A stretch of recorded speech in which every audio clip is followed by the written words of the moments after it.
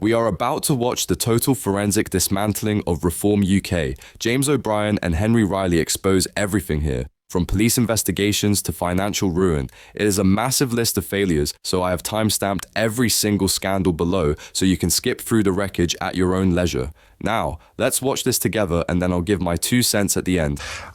Anyway, whenever Nigel Farage is doing well politically, he is always somewhat undermined by questions of competence, borderline corruption, and dishonesty. Henry Riley has been having a look at some of the stories that have happened today, or in the last case. It's Monday, and this is where we are with Reform UK. Well, there's a few different ones. Should we start in Kent, James, seeing as this was the shop window for the party, as Nigel Farage said? This was a sort of blueprint, the biggest of the 10 councils. If you want to know what we'll be like in government, have a look at what we do in Kent. Huge local authority, £2.5 billion budget, and if we've spoken before about the councillors, just to remind you, they've lost nearly a sixth of their councillors. So there's 9 that they were elected as Reform in 2024. They're now no longer in the party. Some have been kicked out, some have been expelled, some suspended, some joined the independent reformers group that we spoke about, one of which wrote an erotic novel, and one has gone to UKIP. Now, the council back in the news today, they've been accused of telling a blatant lie by the Kent Labour Party. They claimed that they'd saved nearly £40 million in net zero savings, but 39.5 million to be precise. Those sort of documented savings were found actually in 2 lines of what was described as a potential capital project section of the budget plans, which would suggest that they didn't actually have identified funding, and the Labour councillor has said that they were cancelled projects that actually never existed and accused them of being made up. I have to say, James, a Kent spokesperson rejects this. But you can't. So they saved money by. Well, how? By plans which were in the potential capital, so potential projects that were coming up that were initially... So it wasn't money that was being spent? It would appear from this, from the money hadn't actually been spent, no, but 40 million quid, so 40 in net zero saving? Yeah. Well, that's what would have been saved if they had spent £40 million. You know what I heard? They'd save £500 million by cancelling their space programme. Oh, I see, because you could... At Kent County Council. That would be the same principle, would it? It would appear so. They do have to say that the Kent spokesperson said that the figures related to forward-looking assumptions in the published budget book. Like a space programme? Like a space programme. So you come into power and you announce you've made loads of savings when you haven't actually saved anything. You're just not going to spend something in the future on something that you weren't spending anything on in the past. Yes. Could I talk to you about Wales? Please. They've got the mammals or the the actual... Not a principality, the country. The country, yeah. Kingdom. They have a new leader in Wales. It's the first since 2021. You'll recall the Nathan Gill, who was previously the Reform leader in Wales. He, in 2025, was sentenced to 10.5 years in prison after admitting 8 counts of pro-Russian bribery. Close friend and protégé of Nigel Farage. He was an MEP at the same time as Nigel Farage. Their new leader is Dan Thomas, a former council leader. He was the Tory leader of Barnet Council. Is that Barnet in Wales? No, that's Barnet in North London. He was the leader of Barnet Council, Conservative, from 2019 to 2022. Nation Cymru reported on Friday that Mr Thomas, who's a former Conservative leader, as I say, had bought a house near Bath. That's Bath in England, to clarify. But the Reform UK Wales leader has said that he had moved back to Wales from London to raise his children, and reports that he didn't live here he labelled as smear attempts, and said that he actually had a property portfolio, but that he was living and had been living in Wales because in order to stand in these Senedd elections, given he's the leader of Reform in Wales and they're coming up in May, it's a legal requirement that the candidates live in Wales. Now, he says this is a smear from the Welsh establishment, that he does live in Wales, but I mean, the timeline is something... He just gives you his address, then. Well, that's been tricky to obtain because Nation Cymru, who've done the sort of reporting on this... Good report, that, actually. I read it at the weekend. Martin Shipton was the byline on the story, and it was actually a masterclass in journalism, I felt. Actually. And he goes into huge detail about it. Oh, that's right, it's a masterclass. Yeah, well, absolutely. Yeah. And I mean, so, for instance, the timeline is that Dan Thomas joined Reform in the summer, i.e. summer of last year, but he continued being a councillor for Finchley Church End in North London until December of last year, so until only a few months ago.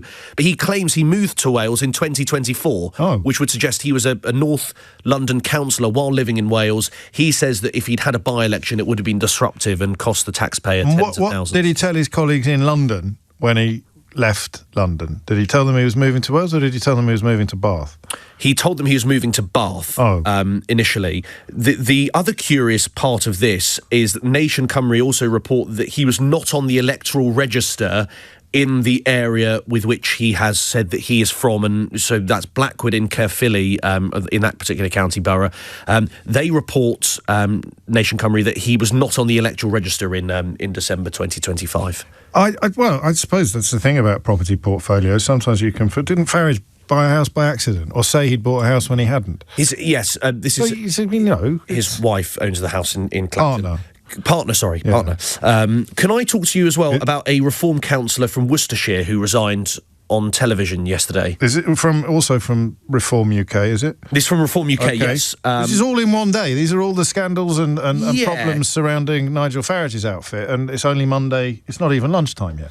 Yeah, 24, 48 hours. OK, carry on. David Taylor, who represents Redditch East in Worcestershire, has left the party live on TV. This was during BBC Politics Midlands.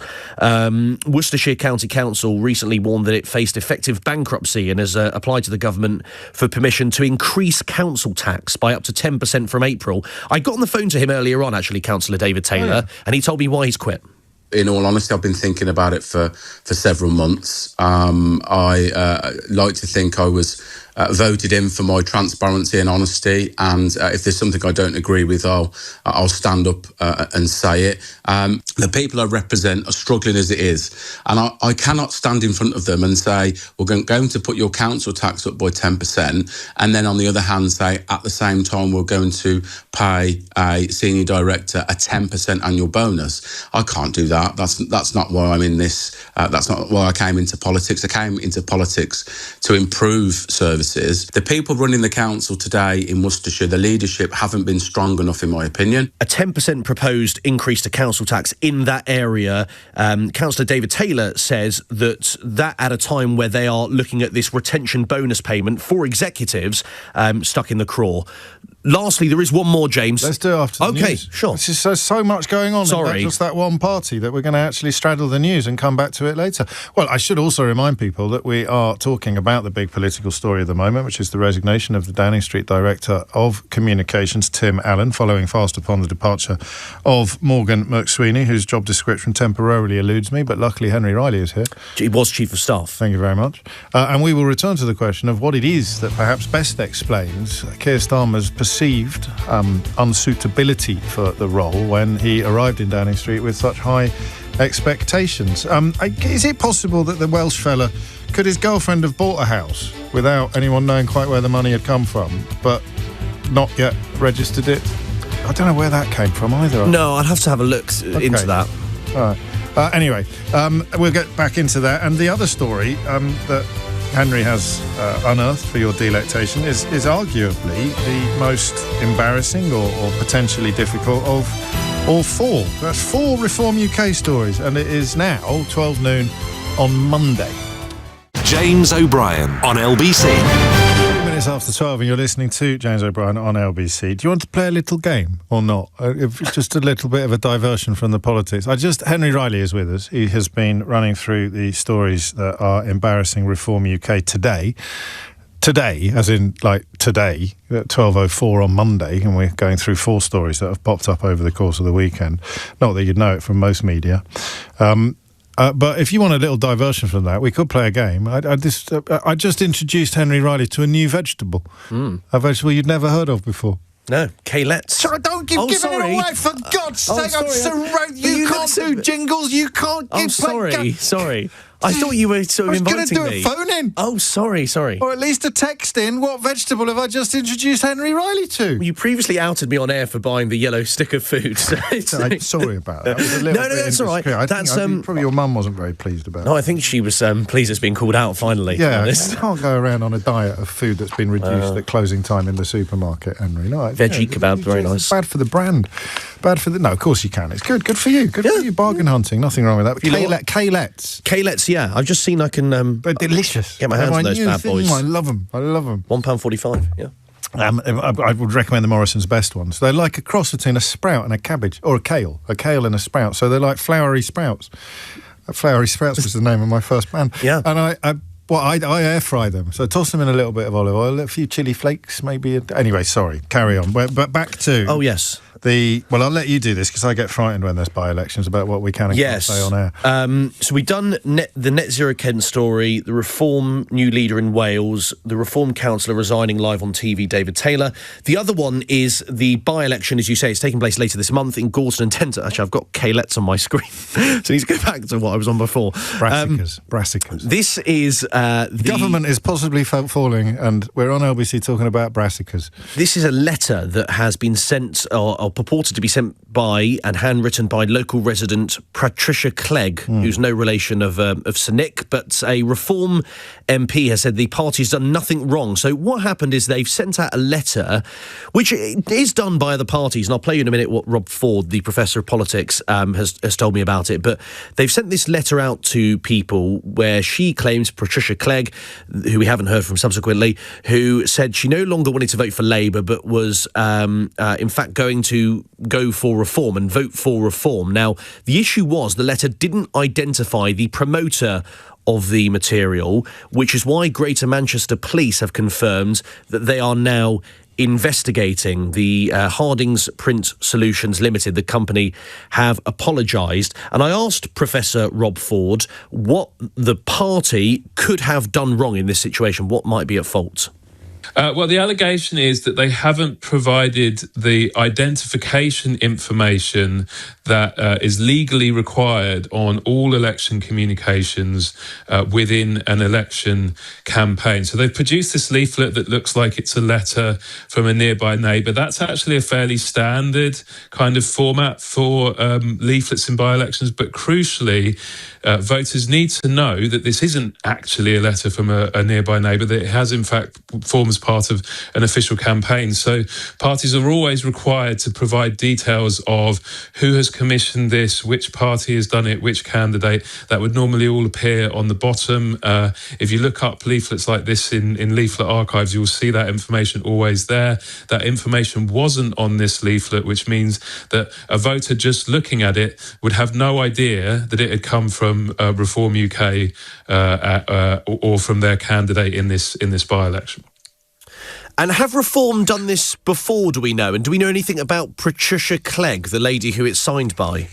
We don't. I think that we think she is somebody who lives in the seat. That there seem to be investigations ongoing on that. I don't think anyone's spoken to her yet.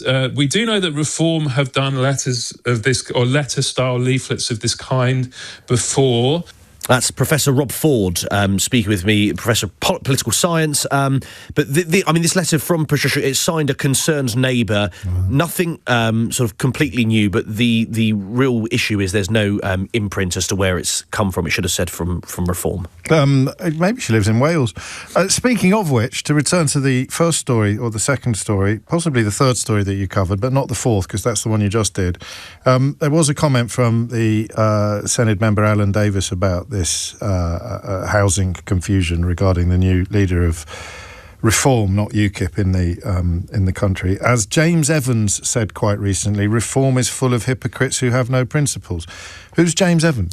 Well, James Evans is a member of the Senedd who now represents Reform UK. So he was a Conservative shadow cabinet member on the Senedd in Wales, but he had the whip withdrawn. But he has now joined Nigel Farage's party, Reform. And he's the one who said Reform is full of hypocrites who have no principles. Yes, he did. Okay. He and did he's now joined them. He's now joined Reform UK as of last week, as you say. Wow. And that is 12:10 on a Monday. Well played. I mean, who knows what we'll be discussing either tomorrow or later this week, or indeed possibly later this programme.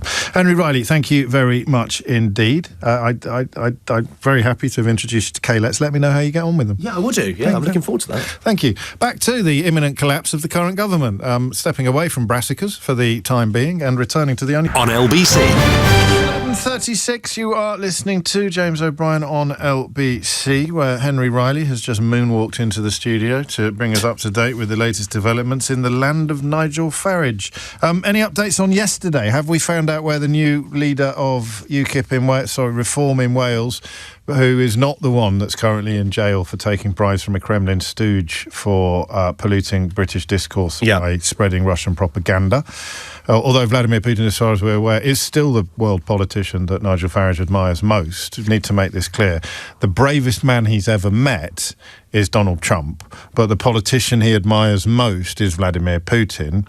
And is the Welsh leader of Reform UK, do we know where he lives yet? Does he live in Bath, as many people believe, and as he told his colleagues in Barnet he was moving to? Yeah. Or does he actually live in Wales? So we're still waiting because we need to get clarity from the electoral roll as to where he is living. It's true to say, according to reports, that when he was leader, he's obviously the Reform leader in Wales. He was the Tory leader of Barnet Council in North London. He told his colleagues there he was moving to Bath.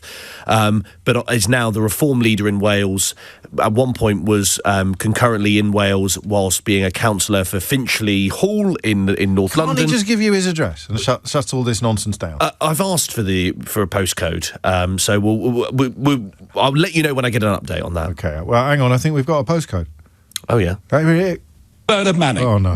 Oh, flipping. I thought it was a postcode. Sorry, no, I thought it was a postcode. Okay, so the other story that we had a look at yesterday was this letter that had, in clear breach of electoral law, I think, been sent to many homes in the constituency, the Manchester constituency, where the next big by-election takes place. This is a letter that was circulated in Gorton and Denton from... we've had confirmation, Patricia Clegg, not that there was any doubt, but she is a person, she's 74 years old, and this was a handwriting-style letter that was given out. The issue is, and there's been an apology from the West London printing company, that it didn't have the Reform imprint on it. However, further criticism for Reform from Patricia Clegg's son, who's Andrew Clegg. Now, he is a British Army veteran who said that Reform have now lost his support as a result. Now, this is because of comments that have emerged on Facebook, purported comments below Matthew Goodwin's post. And to remind listeners, he is the Reform candidate for that upcoming by-election later this month. He has commented, the son, Andrew Clegg, saying that his mother has been hounded online as a result, and that, crucially, she never gave Reform UK sign-off. Now, Reform UK say that she is a party member, Patricia Clegg, and they, a spokesperson said, we've been in contact with her and her family. We apologise for the distress caused by a genuine error. But the son, though, has said her name has been plastered all over everywhere because of Reform. They didn't ask her. They asked her first. Well, Andrew, her son, Reform say they did ask her, right, but her son Andrew, based on these Facebook comments, would suggest he is alleging that they did not get final sign-off before using her name. And now she's getting pushed around from pillar to post by various people online and what have you, and the poor woman presumably doesn't quite know how this has happened. The allegation from her son is that she didn't really know what she was getting herself in for, would be the implementation. The printing company that's taken all the blame for this, I read somewhere, has done about £1.5 million worth of business with Nigel Farage's outfit over the last couple of years. I don't know why I feel the need to mention that, but I just thought that I would because I really like numbers. Me too. So, wait, you'll like this one. You ready? Yeah. So, they're skating on thin ice in Manchester. That's a good one. This is with regards to... we're moving on story now. So this is a West Northamptonshire council, which is one of the 10 councils that Reform UK run.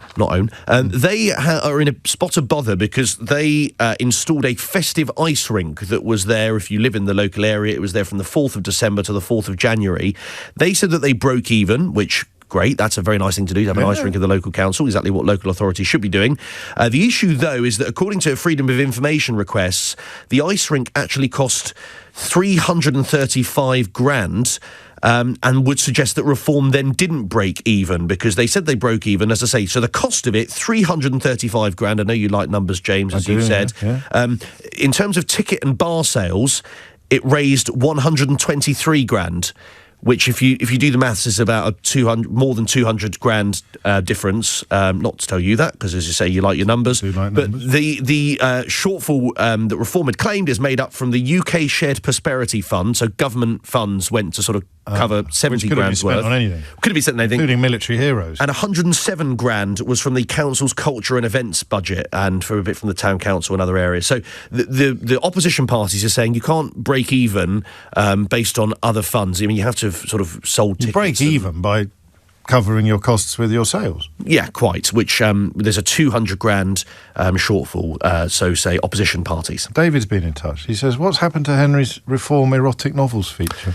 Yeah, I need to go through the new defectors and see if there's any more. We found a couple. I mean, we had a few. Yeah. From Northamptonshire to Worcestershire. I've kind of spoiled this one when I was talking earlier to Alan in Manchester. Yes. But this is another, yet more evidence of their cost-cutting skills. Well, I think it's important to say, so this is not the Shop Window Council. That was Kent. Yeah. But this is nonetheless a huge local authority, Worcestershire County Council. This has been controversial because there are some opposition councillors who say that Reform promised to lower council tax, or certainly not to increase it. Richard Tice, who's the deputy leader, has said Worcestershire's finances were the worst of any Reform council. And Jo Monk, who's the council leader, she was in the previous Tory administration as well at one point. She has described the finances as a mess and said the council needs £71 million in exceptional financial support to avoid a bankruptcy notice. The budget gap currently, according to council documents, looks to be around 74.3 million. And bosses have now applied for 71.9 million from the exceptional finance support from the government. But the real kicker, and hence why we spoke to David Taylor yesterday, I played a clip for you, who's the councillor who left live on TV. That's over the council tax. You can currently, the maximum limit is around 4.9, well, it is 4.99% to increase council tax by. The Reform-led council wants to increase it by 9.99%, which is 5%, I know you like your numbers, above the maximum limit. They said this is all predicated on the electoral promises that there is loads of waste and we will go in and save it. And then they get in and they look for the waste. And amazingly, after 14 years of austerity, it turns out there isn't any. And they've set up this DOLGE, which is the Department of Local... Why do you say it like that? DOLGE? Because Department of Local Government Efficiency. So it's not DOGE, it's DOLGE. Because that's gone really well. But this is I think they would say it's... The pound shop, the Temu version of DOGE. In early stages. DOLGE. Right, but they're not finding any money to save, except the money they found yesterday that they hadn't found at all. Well, in Worcestershire, they've got to find £71 million in exceptional financial support, but that's not through savings, that's through the government. Have they thought of an ice rink? I don't know, I'll find out. And this is a story, of all the fun we have together on the radio, I'm not sure we've ever covered a story less suited for this medium than the one you're about to tell us about now. Yes, this is a barbers in Glasgow, in Partick, and which is sort of Glasgow West End, and they have decorated the front of this Turkish barber's shop with pictures of Nigel Farage with an array of different haircuts. This is because, and there is a serious point behind it, of comments that Nigel Farage made on this station speaking to Nick Ferrari. Any market town in the country, you'll find half a dozen barbershops. You know the drill, you go in, no customers, cash only, Lamborghini out the back. And it's been going on for years, and I've been banging on Nick about it forever on social media and talking there to LBC's Henry Riley. And I've just been astonished that the police have done nothing. And we know, of course, they're not Turkish anyway. They're Iraqi or Iranian or Kurdish. In fact, there's probably half a dozen crossing the channel right now that'll be in one of the shops next week. Oh, dear. That was who said rhetoric was dead? Well, you stick your own little advert in there. Well, no, it's because I'd asked him a question at a press conference. This is yonks ago, James, but it was on your show as well. I asked them what the issue with Turkish barbershops was, and he said I hadn't ever been out of London, which is not true. This particular shop is run by Ali, who runs it, and he got the Rebel Bear, which is an artist, got in touch with him about decorating it. I mean, as you say, you need to sort of see the images, but it's well, can you talk us through them? Farage You describe with different haircuts. in the style of a hair correspondent. Well, one I think is David Bowie. Looks very much like David Bowie's haircut. Which era, Henry? Come on. Aladdin Sane? Tin Machine? Oh, I don't know. Ziggy Stardust? I mean, you can't say David Bowie's haircut, honestly. Started in Tolworth. It's like saying Nigel Farage's policy platform. It changes every 30 seconds. Well, I'll tell you what, while I get into these pictures, I spoke with Ali, barber, Ali the barber, who's done this outside his shop, and he told me more. In my opinion, the way that Nigel Farage was talking about the Turkish barbers and the businesses, it's been kind of damaging them and like putting them down. In my opinion, it was kind of unfair to just see all the shops, Turkish barbers, in one eye, and it says they are kind of scams and like they're all empty and they don't pay taxes. I actually myself accept court in my business, and I'm trying to be as legit as possible.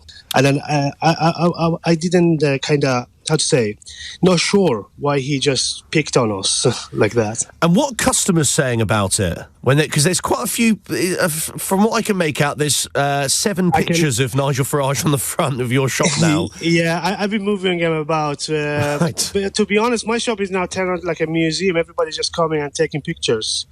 But I can promise you that 10 out of 10 people are happy and they just thumbs up and they're telling me good job. That's Ali, who runs this barbers in Glasgow. So there's one which the kind of sub-merchant ivory curtains that everybody had in the 1980s. That's bottom right. You're probably too young to remember that. Everyone had that kind of centre parting.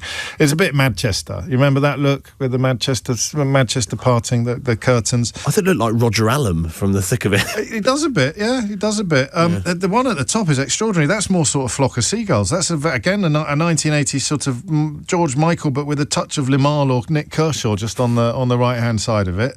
There's one that is David Beckham, maybe? Or? Well, kind of. He's got spiky on top and then sort of fade with some. What do they call it? Is it carving? What do you do when you put shapes in it with the razor? Is there a word for that? Oh, I don't know.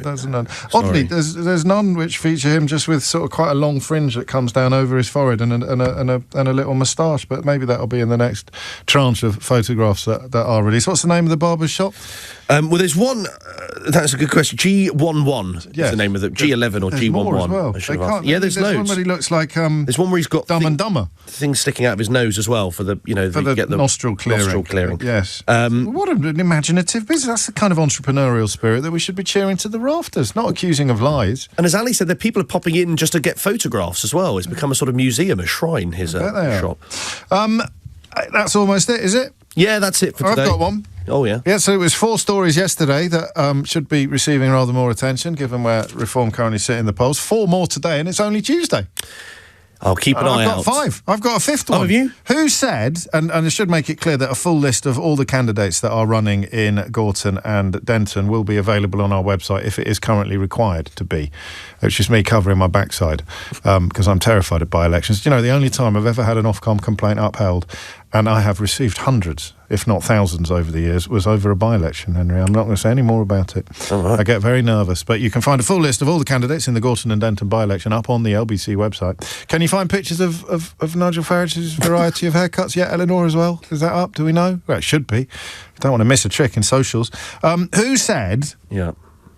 Very recently that Nigel Farage had no answers to Britain's problems, who said that if he became Prime Minister, support for him would collapse quickly due to him being, quotes, fairly divisive in the country, who said that the Reform Party doesn't have the answers to Britain's problems, and that they would alienate voters in much the same way that Liz Truss had done during her disastrous premiership, describing his sort of traditional Thatcherite economics as being very unpopular. Do you know who that was? For story number 5 on day 2 of this week.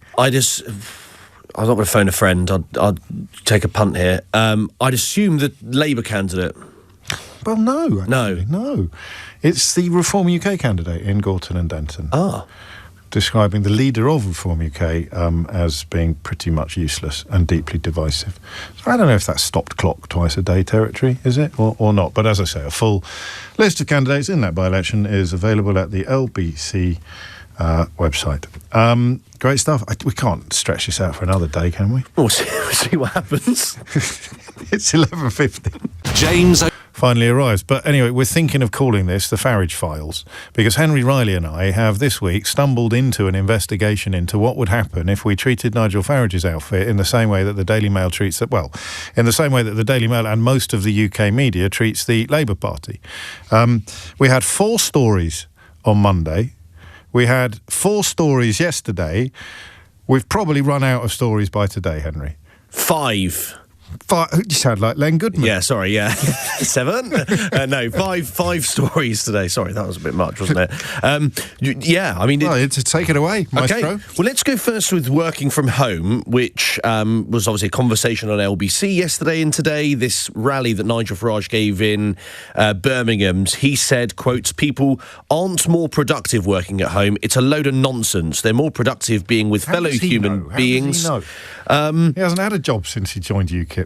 He said they're more productive being with fellow human beings and working as part of a team. You can't go on the sick because you've got mild anxiety. Anyway, he went on and said, yeah, people aren't productive working at home. But we found 2 jobs by Reform UK in the last couple of months, one that's still active that do have home working. His own outfit? Yes, working for Reform. So one current job vacancy, James, in case you're interested, is Regional Director for Reform South Central Region. It carries a 50 grand salary. Okay. And the location is home working with occasional travel within the region. Right. There's a second job. Who's he going to blame for this? This second's job is on Grab Jobs. It's just closed. It was for something previously, but that was a remote / work from home job to be a by-election manager for the party. So that's the only... I mean, there could be more, but we've only spent about 10 minutes looking, and those are two jobs that are currently being advertised in his own outfit. Yeah. That involve working from home while he is simultaneously making strange speeches at strange rallies about why he would abolish working from home. I mean, there's nothing to stop him abolishing working from home in his own company, is there? No, nothing to stop him. But he hasn't. Well, according to these job adverts, no. One of them's still up, one of them has closed. Happy to be clear, but one of them is still up. Have you applied? No. You go undercover. No. If you shaved your moustache off. Yeah, I don't know. There's not much to shave off, to be honest. Other stories, James. Let's go to the Russia debate that took place in Parliament. Yes. Yeah, this was on Monday. It's because of a petition, that carried 114,000 signatures and demanded a public inquiry into the sort of relationship with Russia across the political spectrum. You'd expect, I mean, Farage wants to make things absolutely crystal clear that Nathan Gill, his very close friend and protege and the leader of his party in Wales, who was convicted and sent to jail for taking bribes from a Kremlin stooge for essentially injecting propaganda talking points into public discourse. Farage must be very keen to distance himself from this. Did he speak at it, or was he just in the audience? No, I mean, it was well attended, but there was no Reform UK MP. They've now got 8 who attended that debate. The 30p Lee? No, none of them attended this. The woman driven mad by black faces on television adverts? Sarah Poitras was not at the debate. They've been accused of pandering to Russia. Remember any others? Who were the others? One Labour MP. It was Sarah Poitras, Lee Anderson, Danny Kruger. Was Danny Kruger not there? Danny Kruger wasn't there. Suella Braverman. Was Suella Braverman there? Suella Braverman wasn't there. Robert Jenrick. So none of them were there? None of them. Okay. That's a shame. But the government does have this independent Rycroft review that's set to publish next month, by the way. That was in the aftermath of the Nathan Gill sentencing, which is going to look at the relationship with Russia. Of course, should remind our listeners that Vladimir Putin is the politician on this planet that Nigel Farage admires the most. It's important to distinguish him from Donald Trump, who is the bravest man that Nigel Farage has ever met. That's 2, as far as, if I'm keeping count correctly. That's 2. You're a fan of your numbers. 3 is Reform donation, which is this. I mean, this has been bubbling away for a little while. It's fairly complex, so stay with me. But it was initially broken by the Sunday Times, and the Financial Times now have done some reporting into into it, because the senior Labour MP Liam Byrne, who chairs the Business Select Committee, has said Companies House needs to look at this. It all centres around a £200,000 donation to Reform UK and links to an Iranian-born billionaire. That's Sashan Gandhari, who's a British citizen. Now, the donations are made by John Richard Simpson, who's a church warden and conveyancer, and he's listed as the person with control of this company, IAL Limited. As I say, but last year, £200,000 of donations to Reform UK. But there's now been links from that company that he's involved with and the Gandhari family. Now, they're important because they paid for Nigel Farage's recent trip to the World Economic Forum in Davos. Oh, I see. They also claim that Nigel Farage was an advisor to their organisation. Yes. Nigel Farage, spokesperson, categorically denies that, but did say that their what were company, they paying for then? Well, they did pay for Nigel Farage to be a delegate. Yeah, but what do they get in return? Well, that he's not advising them. That's unclear. But they paid for Mr. Farage and a member of staff to go to the World Economic Forum. The IAL, the company, said that this church warden, John Richard Simpson, is the person with significant control, but they did confirm that the Gandhari family are clients of RAL Limited. Three. Well, number 4... Or 11, if we were to be covering the whole week. 4, 8, 9, 10, 11. Yeah, 11. So this would be number 12. Carry on. 12, yeah. University Society. This is Bangor. Damn humanities degrees, honestly. No, it's social science after all, isn't it? This is a university of Bangor, or actually not the university, because this is a student debating society. Now, what happened here is it's caused a bit of a stooshy up in Wales, because Reform's head of policy, Zia Youssef, has now threatened to withhold funding from Bangor University after their student... Oh, after winning power? Well, yeah, after winning power. No, not that he pulls the purse strings at the moment. The Student Debating Society there refused to host two figures from Reform UK, one of whom was Sarah Pochin, the MP who you referenced earlier on. The one who's driven mad by blackfaces on the television. Who made that comment and has apologised. Bangor University received £30 million in state funding a year. Zia Youssef said that much of that comes from Reform voting taxpayers. I wonder how they would feel being without it. However, Reform's Welsh branch, because they've got that new leader that we spoke about, Dan Thomas. Do we know where he lives yet? He claims to live in Wales but has an address in Bath, and was leader and is a councillor in Barnet up until a few months ago. In Barnet, London. He has said that that's not Reform Party policy. They don't want to defund Bangor University. Now, to get expertise on this, I spoke earlier with Podrick Reedy, who is editor-at-large of The Lead. He, crucially as well, was previously at Index on Censorship, and he told me about the sort of the idea here from Reform and the distinction between the society and the university. What's happened here is that Reform have reached out and asked to speak. The Debating Society, which is a private members' society, which can dictate its own rules and who it wishes to speak and not to speak at their events, has declined and quoted there, said that Reform and Sarah Pochin are contrary to their values. And Reform have gone out with the story saying that they've been banned. Now, they've been no more banned than, say, an LBC listener caller who does not get picked for the show that day,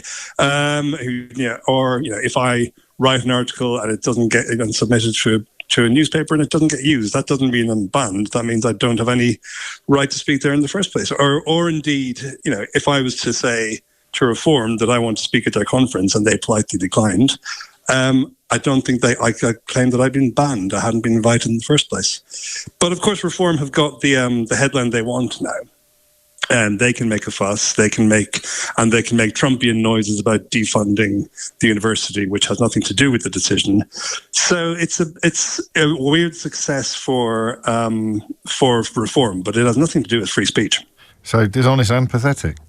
So if we don't invite Sarah Pochin to our birthday parties, we'll be accused of banning her.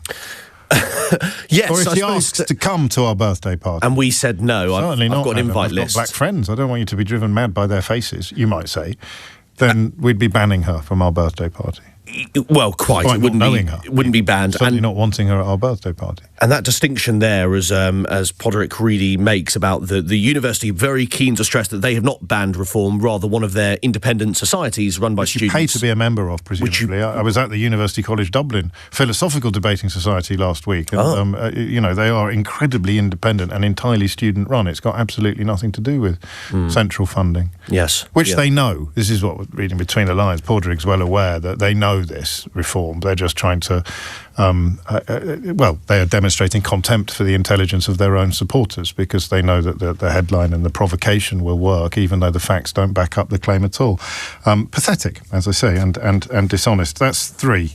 No, 4. That was 4. This is number 5. One more now. We're going to be slightly careful because obviously there's a by-election coming up. So this is with regards to the Gorton and Denton by-election. This has been widely publicised. Full list of candidates is available at lbc.co.uk. Thank you. There was Matt Goodwin, who is the Reform candidate. There was a hustings last night. Well, he was in one of yesterday's stories slagging off Nigel Farage for being potentially an absolutely rubbish Prime Minister. But that was yesterday's story, not today's. In a historic post, he did say that Mr Farage does not have the answers to Britain's problems and that Reform doesn't have the answers. But he's the candidate, and he pulled out of a hustings. The organisers, sources close to the organisers, have told me that happened last minute and only minutes before he posted on social media. Now, there are 2 reasons. The official reason, Matt Goodwin says in his statement, I've never been one to shy away from free and fair debate. I have serious concerns about the impartiality of the hustings that have been organised for tonight. Previous statements by the organising group give the clear impression that a fair and level platform will not be provided for all candidates. On that basis, I will not be attending. Now, it's organised by a local group called Local Voices. It was at the Gorton Methodist Church, and each candidate had 2 minutes to answer each question. I've also spoken with sources close to organising the event, and a charge levied at Mr Goodwin, which he has not responded to as of yet, is that he asked for a green room before the hustings. All to himself?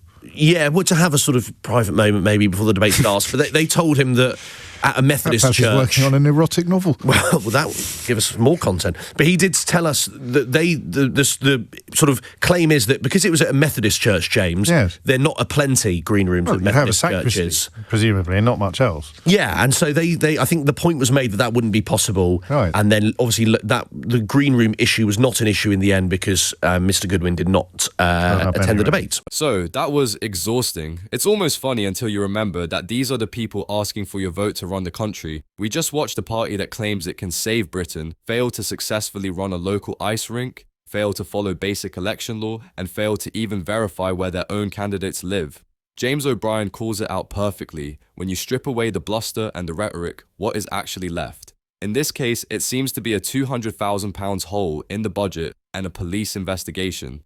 So, what do you think? Is this just the chaotic growing pains of a new party, or is this proof that populism falls apart the moment it actually has to do the work of government? Let me know in the comments below. And if you enjoyed this breakdown, make sure you hit the like and subscribe buttons for more. Thanks for watching.